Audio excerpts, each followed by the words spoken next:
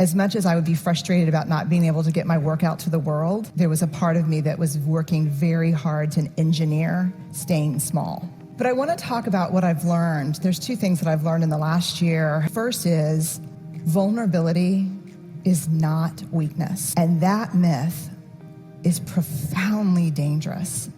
I define vulnerability as emotional risk, exposure, uncertainty. It fuels our daily lives. And I've come to the belief, this is my 12th year doing this research, that vulnerability is our most accurate measurement of courage. To be vulnerable, to let ourselves be seen, to be honest. Vulnerability is the birthplace of innovation, creativity, and change. To create is to make something that has never existed before. Adaptability to change is all about vulnerability. The second thing, in addition to really finally understanding the relationship between vulnerability and courage, we have to talk about shame.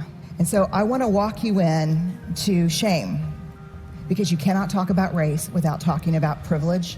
And when people start talking about privilege, they get paralyzed by shame. We heard a brilliant, simple solution to not killing people in surgery, which is have a checklist.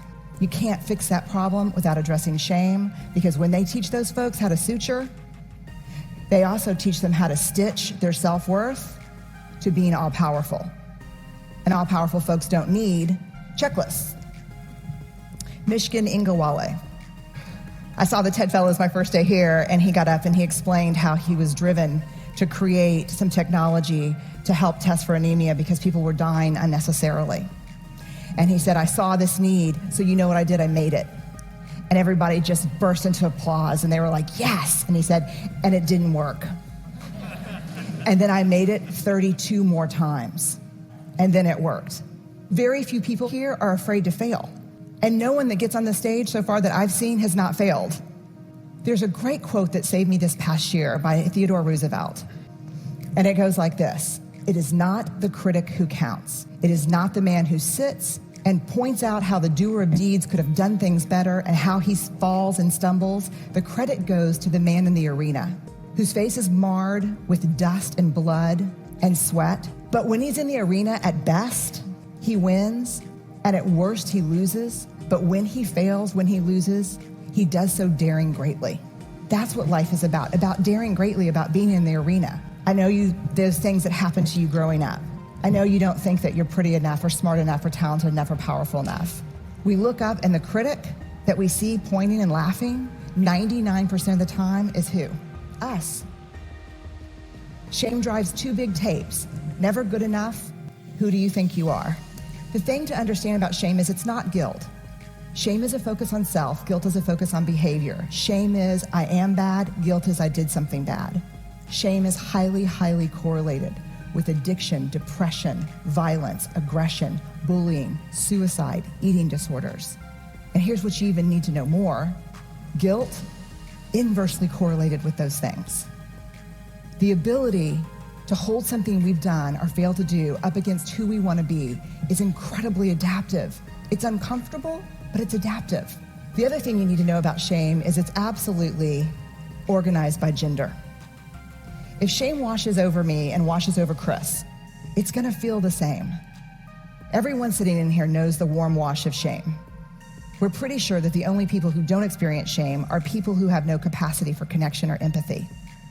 Shame for women is this web of unattainable, conflicting, competing expectations about who we're supposed to be. And it's a straitjacket.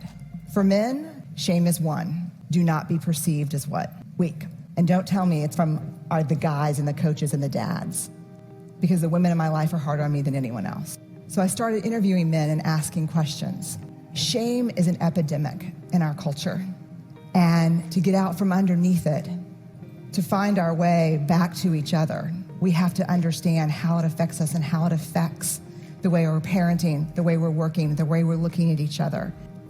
Very quickly, some research by Mahalik at Boston College. He asked, what do women need to do to conform to female norms? The top answers in this country: nice, thin, modest, and use all available resources for appearance. When he asked about men, what do men in this country need to do to conform with male norms? The answers were always show emotional control, work is first, pursue status, and violence. If we're going to find our way back to each other, we have to understand and know empathy, because empathy is the antidote to shame. If you put shame in a petri dish, it needs 3 things to grow exponentially: secrecy, silence, and judgment. If you put the same amount of shame in a petri dish and douse it with empathy, it can't survive. The 2 most powerful words when we're in struggle: me too. And so I'll leave you with this thought. If we're going to find our way back to each other, vulnerability is going to be that path. And I know it's seductive to stand outside the arena, because I think I did it my whole life, and think to myself, I'm going to go in there and kick some ass when I'm bulletproof and when I'm perfect. And that is seductive. But the truth is, that never happens. And even if you got as perfect as you could and as bulletproof as you could possibly muster, when you got in there, that's not what we want to see. We want you to go in. We want to be with you and across from you. And we just want for ourselves and for the people we care about and the people we work with to dare greatly. So thank y'all very much. I really appreciate it.